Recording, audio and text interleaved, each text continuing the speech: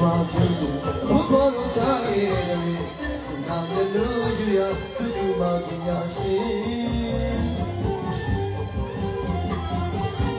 မိသားစုမို့ရတော့ချလို့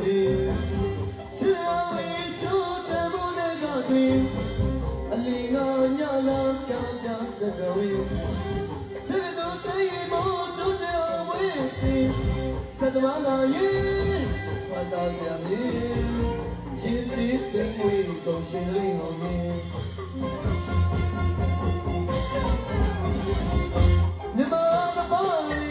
ကမမျိုးရီချွာဝေးပေါ်လီ